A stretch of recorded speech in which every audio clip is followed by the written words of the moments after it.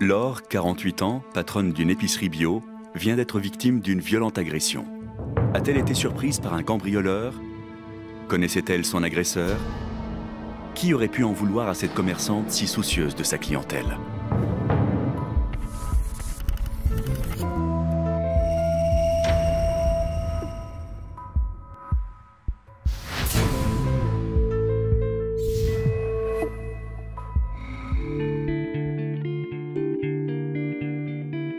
Il y a 4 mois, dans cette petite ville du sud-ouest, tout allait pourtant très bien dans la vie de Laure. Dans sa boutique de produits régionaux et artisanaux, elle travaille sans relâche. Ce magasin, c'est un peu son bébé. Elle est très à cheval sur l'organisation et pointilleuse avec Clara, son employée. Tu les ranges bien droit. Une boutique bien ordonnée, impeccable. C'est ça qui donne envie aux clients. Vous avez raison, c'est évident. Du boulot. Ça faisait 1 an que j'en cherchais quand Laure a bien voulu m'embaucher. Et encore, c'était pour faire plaisir à ma mère qui faisait le ménage chez ses parents. La boutique de Laure est le point de vente idéal pour les producteurs locaux de foie gras. Aussi, elle a su faire le bonheur de son frère cadet, Baptiste. Bonjour Sorette. Bonjour Clara. Salut Baptiste. Ah bah dis donc, t'en fais une tête. Ah, tu travailles trop, je te l'ai déjà dit. Je t'ai fait de la place dans la réserve. Tu peux les mettre tout de suite si tu veux. Il en reste encore 3 ou 4 en rayon. Clara, tu veux bien l'aider s'il te plaît? Oui, madame. Bah dis-moi, ils sont partis comme des petits pains. J'aurais préféré qu'ils soient tous vendus. Laure, c'était ma grande sœur, ma sœur unique. Dans la famille, tout le monde l'avait toujours considérée comme une force de travail. Très rigoureuse dans ce qu'elle entreprenait, tout ce qu'elle touchait, mais elle le transformait en or. Pour moi, les choses ne prenaient pas la même ampleur. Quand elle a ouvert sa boutique, je lui ai proposé mes foie gras qu'elle acceptait avec certaines conditions. Elle était intransigeante sur la qualité. J'avoue que ça m'a bien dépanné. Avant, j'avais du mal à vendre mes produits. Laure m'avait donné un sacré coup de pouce. Laure sait se montrer généreuse avec les siens, mais elle n'en demeure pas moins exigeante. À commencer par Clara, qu'elle ne cesse de prendre à défaut. Tout va bien, Clara? Je te dérange pas? Je te l'ai déjà dit 1000 fois, t'as pas besoin de regarder voler les mouches. Il y a toujours quelque chose à faire, même quand il n'y a pas de clients. Mettre des produits en rayon, par exemple. Excusez-moi alors. Et pour la présentation, tu pourrais faire un effort quand même. Les produits qui ont une DP, date de péremption proche, tu les mets devant. C'est du bon sens, Clara. C'est que j'ai repris les chiffres de la semaine. J'ai tenu les comptes au fur et à mesure et je les ai mis dans un tableau. Voilà. Merci. Mais la priorité, Clara, c'est les rayons.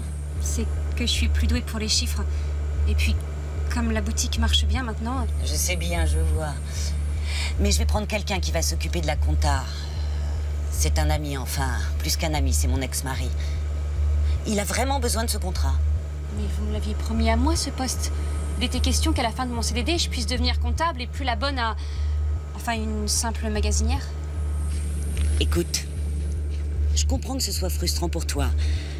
Et si tu décides de donner ta démission, j'hésiterai pas à te recommander. Mon ex-mari a vraiment besoin de ce coup de pouce et je suis la seule à pouvoir l'aider. Allez. Alors ça, c'était l'argument imparable. Des diplômes, j'en avais, mais j'avais pas d'expérience. Alors forcément, on se battait pas pour m'embaucher. C'est Laure qui m'a offert mon premier travail. Je comprenais qu'elle ait envie d'aider son ex-mari. Fallait que je prenne mon mal en patience, dans l'espoir d'être comptable un jour. Alors qu'elle travaille à son bureau, Laure reçoit un bouquet de fleurs. C'est son ex-mari qui lui a fait livrer. Marc vient de purger une peine de prison de 2 ans pour escroquerie. Aujourd'hui, s'il bénéficie d'une remise de peine, c'est grâce à Laure. Laure? Marc? Pas trop changé. Merci pour les fleurs, hein, mais c'était pas la peine. C'est la moindre des choses, tu m'as sauvé la vie. J'en pouvais plus être enfermé. On va vite se mettre au travail. Mais d'abord, je voudrais te présenter Clara. Elle me donne un coup de main sur la compta et elle m'aide à gérer les stocks. Bonjour. Enchanté. J'espère que je pourrai vous soulager dans vos tâches.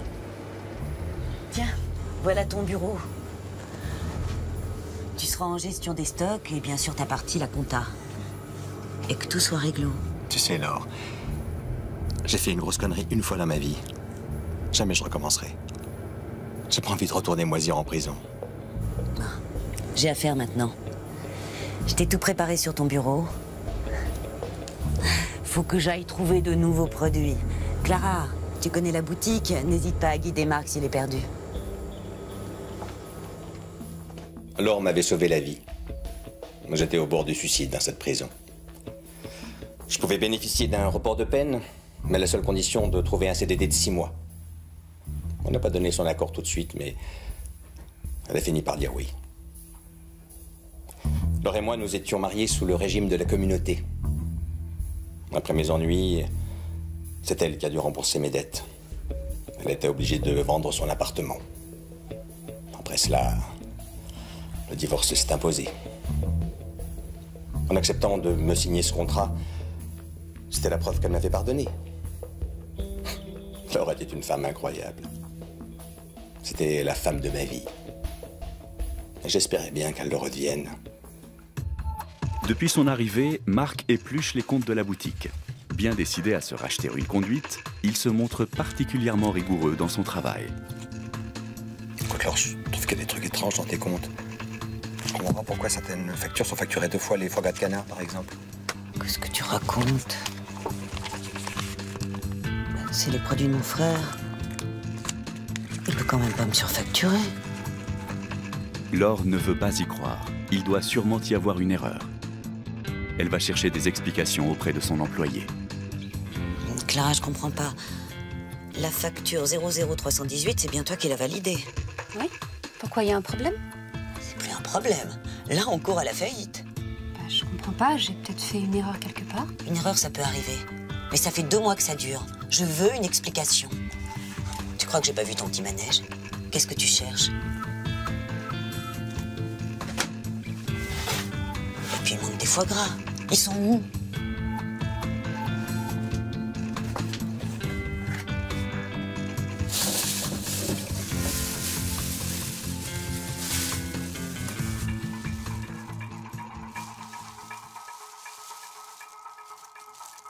C'est grave ce que tu fais.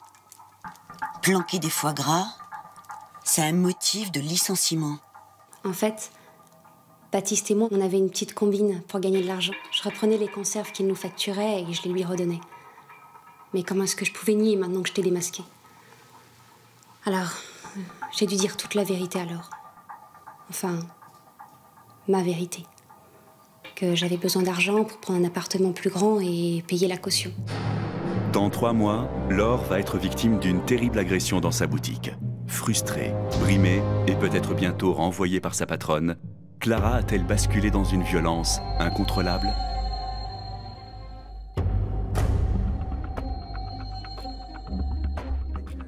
De son côté, comme Marc fait preuve d'efficacité et de rigueur, Laure lui donne chaque jour un peu plus de responsabilité. Elle en vient même à suivre ses conseils en termes de stratégie commerciale. Son frère va en subir les conséquences. Salut Frangine. Bonjour. Bonjour. Baptiste, Bon, je vais être direct. La boutique bio doit financièrement être rentable. Je t'ai pris tes produits pour t'aider parce que t'es mon frère. Mais tes prix sont trop élevés pour ma petite boutique. Il faut que tu revoies tes tarifs. Non mais je t'ai déjà fait une fleur. Si je continue comme ça, je mets la clé sous la porte. Et ma famille, quoi, mes 2 gamins, tes neveux. Il faut qu'on fasse des efforts. C'est comme ça. D'accord. La demande de Laure était exagérée. J'avais déjà fait un prix d'amis. Enfin, un prix de famille. Depuis l'arrivée de son ex, elle n'était plus la même. Elle trouvait à redire sur tout ce qui avait été négocié. Lui vendre des foie gras de qualité à moins de 15 € les 250 grammes, elle pouvait toujours courir pour trouver ce tarif. Laure termine la mise en rayon de ses produits quand Marc arrive pour lui faire une surprise. Son ex-femme est angoissée. Il va la rassurer et en profiter pour tenter de la séduire à nouveau. Je me sens débordée. Cette façon de faire avec mes fournisseurs ne me plaît pas. J'ai peur qu'ils me tournent le dos. Pas du tout, bien au contraire. C'est la meilleure façon de leur montrer que t'es une vraie femme d'affaires. Si tu le dis. C'est pas moi qui te mets dans cet état. Il y a autre chose, raconte-moi. Bon, c'est pas l'endroit idéal que j'aurais imaginé, mais ça ira.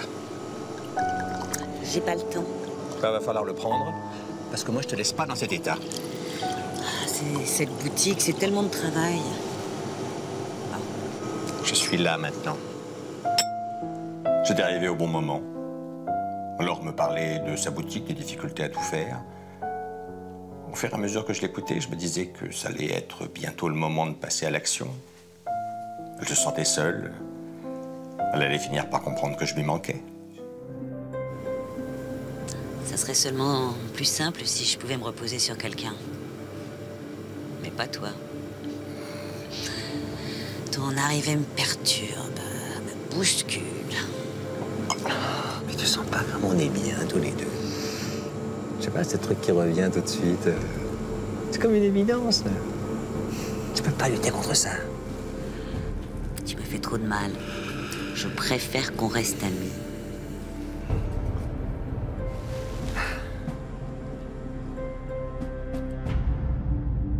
Non loin de là, un autre couple se pose des questions d'avenir. Baptiste est en train de confier ses inquiétudes à celle qui partage officieusement son lit et sa vie depuis maintenant 2 ans.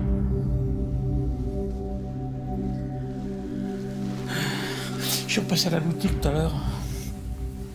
Alors elle veut revoir tous ses prix. Je suis sûr que c'est à cause de Marc. Il met son nez partout. Puis si je perds les commandes de ma sœur, c'est un manque à gagner énorme. Ça met en péril aussi ma petite famille et puis notre projet à tous les deux. Écoute, suite à ton rendez-vous à la boutique, j'ai réfléchi. J'ai regardé sur Internet, j'ai trouvé des fabricants de foie gras à des prix battant toute concurrence. La boîte à 5 €. 5 €? Mais à ce prix-là, c'est du pâté pour chien. Non, c'est du foie gras. Simplement, il est fabriqué en Roumanie. Le système de gavage et la manœuvre là-bas, c'est beaucoup moins cher. Mais il ne sera jamais labellisé norme européenne. Eux, ils fabriquent et toi, tu mets en boîte. Mais je sais pas. Non, mais sans cet argent-là, ça va être dur. Tiens, alors rester que je galère et elle m'enfonce. Elle est vraiment sans pitié. Je suis sûr que ça lui plaît de me voir abandonner mes commandes. T'inquiète pas. On va y arriver. Et quand on pourra partir, toi et moi, on sera heureux. L'idée de Clara n'était pas si mauvaise que ça. Je savais que c'était moche, mais j'avais pas le choix. J'avais une famille et un projet. J'avais fait l'erreur de me marier trop tôt avec la contrainte de reprendre l'exploitation pour pouvoir vivre. Clara, c'était une deuxième chance. Avec elle, tout était possible. J'allais pas la laisser passer. On allait finir par partir tous les deux. J'allais pouvoir avoir la vie que j'avais décidée, dont j'avais toujours rêvé. Et c'est pas Laure qui allait m'en empêcher. Quelques jours plus tard, Baptiste met son plan à exécution. Il revient à la boutique avec de nouveaux produits et de nouveaux tarifs.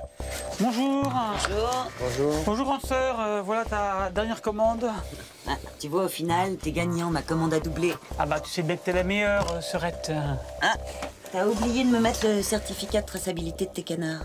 Ah mais c'est toujours le même, il change pas. Non, tu vas nous donner le document à chaque commande. Si on a un contrôle, on est couvert. D'accord, bah, je te l'amène demain. Évidemment. Je comprenais mieux maintenant pourquoi elle avait préféré donner le poste de comptable à son ex-mari plutôt qu'à ma Clara. Puis maintenant, elle pouvait parader en pleine rue. Alors que nous, on était obligés de se cacher. Puis cette exigence à vouloir tout au rabais, mais c'était une idée de lui. Quand ma sœur est amoureuse, elle devient un petit peu esclave de ce qu'on lui dit. Ça m'agaçait de la voir dans cet état. Depuis son arrivée au magasin, Marc travaille sérieusement. Laure semble avoir retrouvé une certaine confiance en lui. La complicité entre les 2 anciens amants renaît. Enfin, elle me faisait confiance. On allait pouvoir reprendre les choses comme avant. J'en étais sûr. Fallait juste que je sois un peu patient. Mais je la connaissais par cœur, Laure. Cela fait des années que Laure n'a pas été si heureuse. Seulement, depuis que son ex-mari s'immisce dans la gestion de la boutique, la collaboration avec son frère devient de plus en plus difficile. Alors, grande sœur, tu vas encore me demander de baisser mes prix? Là, je t'arrête tout de suite, ça va pas être possible. Baptiste, figure-toi, les analyses de tes foie gras sont mauvaises. Plusieurs de tes bêtes ont la trace de la maladie de Dersey. C'est un virus très violent et contagieux. Tu m'as vendu des foie gras de canard malade. Mais bien sûr que non, là, pour qui tu me prends? Mais c'est quoi ces histoires? T'as fait une contre-expertise? Oui, il a raison. En général, on fait toujours une deuxième expertise. Tu retournes à tes étagères. On t'a pas sonné. Tu te rends compte? Tu me refiles de la marchandise dangereuse. Mais je risque de fermer boutique, moi. Mais non, mais t'inquiète pour rien. Puis attends, il est même pas sûr ton veto. Tu sais combien de temps et d'argent on peut perdre avec leur principe de précaution? Et puis il faut faire des choix. Hein, quand tu réclames une baisse des prix, la qualité peut en pâtir. Moi, j'ai ouvert ce commerce pour vendre des produits de qualité et non pour écouler des stocks douteux. Je pourrais te dénoncer, Baptiste. T'as de la chance d'être mon frère. Mais on va être clair. Tes produits, je les vendrai plus ici. J'ai plus confiance en toi. Quoi? Non mais attends, alors tu peux pas me faire ça. Écoute, j'ai mon nouvel équipement à payer. Jeanne et moi, on se serre déjà la ceinture. On a 2 ados. Hein, comment tu veux que je m'en sorte? C'est pas mon problème. Elle me virait. Moi, son frère.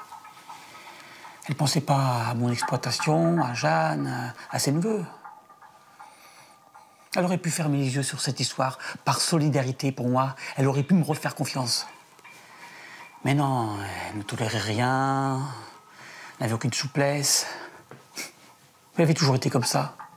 Dure et impitoyable. Elle n'en avait rien à faire de moi. Elle se fichait de ma famille. Dans moins d'1 mois, Laure va tomber sous un coup d'une grande violence. Son pronostic vital sera engagé. Brimé et peut-être ruiné à cause de sa sœur aînée. Baptiste aurait-il voulu lui faire payer une bonne fois pour toutes ses rapports de domination?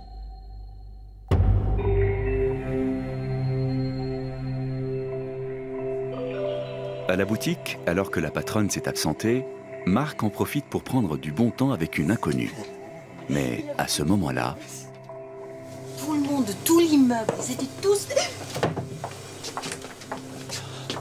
Ah, c'est toi. J'avais oublié mon gilet. Écoute, je sais ce que tu penses, mais tu te trompes. J'aime vraiment Ça me beaucoup regarde Laure. pas. Je sais très bien que depuis le début, elle devrait pas vous faire confiance. De toute façon, vous faites bien la paire. Quand j'ai dit à Marc que c'était pas mes affaires, je le pensais vraiment. Mais bon, j'avais quand même de la peine pour Laure. Elle méritait pas ça. Cette femme, elle avait vraiment besoin d'amour. Mais très vite, j'ai réalisé que cette histoire pouvait me servir. Elle allait quand même pas le garder à la boutique après ça. Entrez. Clara tient l'occasion de prouver à sa patronne que son ex-mari lui ment, qu'il abuse d'elle. Après son séjour en prison, l'escroc a-t-il vraiment changé? La jeune caissière n'a pas l'intention de taire sa découverte. Marc est pas là? Non, il est parti chercher un sandwich, pourquoi? Je voulais vous parler. Je crois que vous vous trompez sur lui. Qu'est-ce que tu veux dire? Il se sert de vous. Hier soir, j'étais à la boutique, il était avec quelqu'un. Tu racontes n'importe quoi. Mais non, c'est vrai, je vous jure. T'es prête à toutes les bassesses pour ton fichu poste de comptable? Mais c'est la vérité, ouvrez les yeux. Ce type est un profiteur, c'est un gigolo. Il sert de vous. Tu te tais! Ou alors Pourquoi? Mais j'en ai rien à foutre. Gardez-la toute seule, votre boutique. Ah, au fait, ça, c'est les papiers des relances des fournisseurs qui n'ont pas été payés. Je les ai trouvés à la poubelle. Je dis pas que c'était très malin, mais au moins c'était fait. Elle voulait pas me croire. Je lui ai tout balancé sur ce pauvre type qui était venu nous pourrir la vie. Et si la jeune magasinière avait raison? Ces révélations poussent Laure à fouiller dans les affaires de son ex-mari. Ce qu'elle y trouve ne laisse plus de place au doute.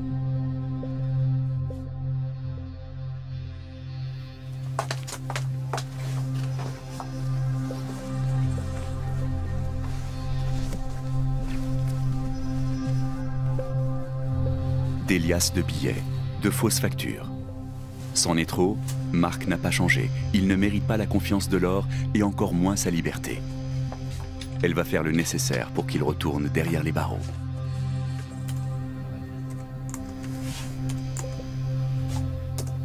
Du côté du couple illégitime, la situation est de plus en plus délicate.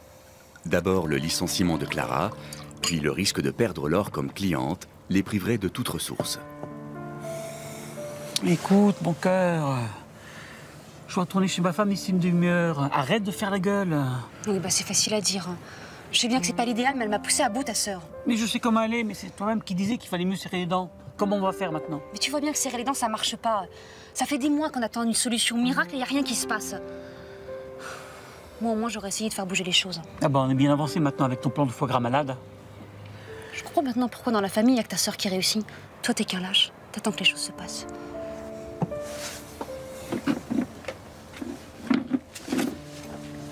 Pardon, mon cœur. Mais il faut qu'on agisse vite. Moi, je t'attendrai pas sans ces temps. J'arrivais plus à gérer. Clara, j'allais la perdre et ça, il en était hors de question. Laure m'avait mis dans une situation très difficile. J'arrivais pas à joindre debout.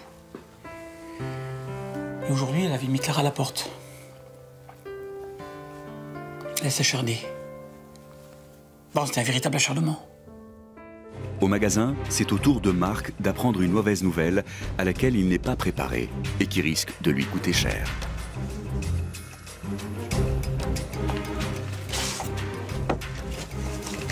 Qu'est-ce que c'est que ça? T'es viré. Licencié pour détournement d'argent. Une récidive, ça te dit quelque chose? J'ai rien fait du tout. J'ai juste pris de l'argent pour vivre. Pour vivre?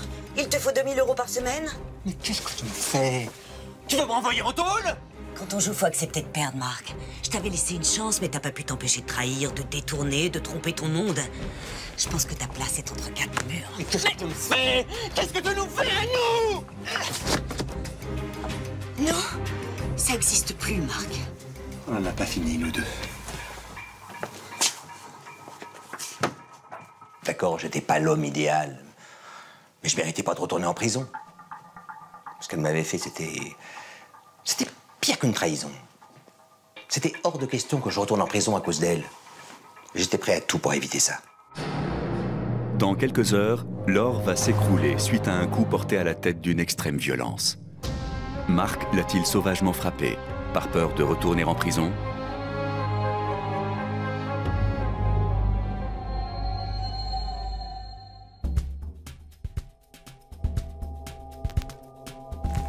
Laure ne sait plus à qui se fier. Spontanément, elle cherche du réconfort auprès de sa famille. Elle appelle son frère, mais c'est Jeanne, sa belle-sœur, qui décroche. Allô, Jeanne? Tu peux me passer Baptiste? Quoi? Mais non, il est pas à la boutique. Justement, maintenant je te promets, justement, je le cherche partout. Au même moment, chez Baptiste, le téléphone sonne. Il n'a pas conscience que ce coup de fil risque de changer sa vie. C'est ma femme. Jeanne? Oui, je suis avec Laure. Je finis de lui ranger 2-3 cartons et puis je mange un morceau avec elle et j'arrive. Non, mais je te mens pas, Jeanne. Jeanne! Elle sait? Oui, c'est à cause de Laure. Il fallait bien qu'elle l'apprenne un jour ou l'autre, non? C'est à cause de cet appel idiot que la femme de Baptiste a tout découvert. Là, je sentais qu'il avait peur de tout perdre. Qu'il lâcherait pas sa vie comme ça. Dans quelques minutes, la vie de Laure va basculer. Qui lui a porté ce coup d'une extrême violence, qui l'a plongée dans un coma profond? Est-ce Clara, en perdant toute perspective d'amour et d'avenir? Ou Baptiste, endetté par ses investissements et dont le mariage est brisé par sa sœur? À moins que ça ne soit Marc, qui ait voulu lui faire payer son possible retour en prison.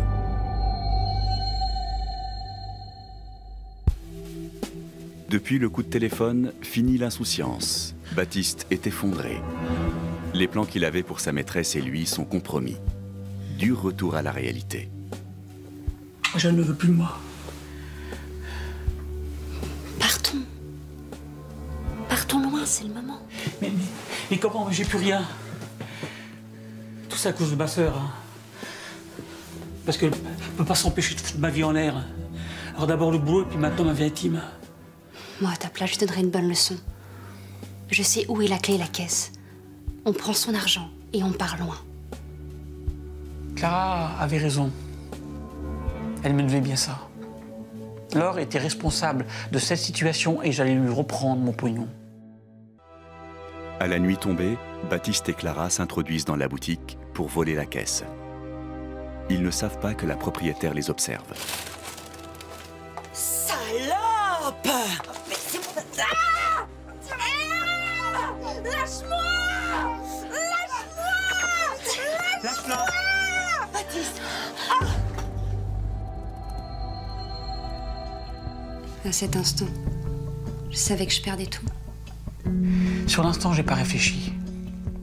Cette colère contre ma sœur accumulée ces derniers temps et la honte d'être pris en flagrant délit, j'ai eu peur, j'ai frappé. Il n'y a pas de quoi être fier. Laure a été sauvée in extremis. Quelques instants après sa fuite, Baptiste a pris conscience de la gravité de son geste et appelé les secours. Il a été condamné à 1 an de prison, dont 6 mois fermes, pour coups et blessures. Clara a écopé de 6 mois de prison avec sursis pour complicité. Quant à Marc, il a été mis en examen pour récidive. Il est retourné en prison pour 6 mois encore.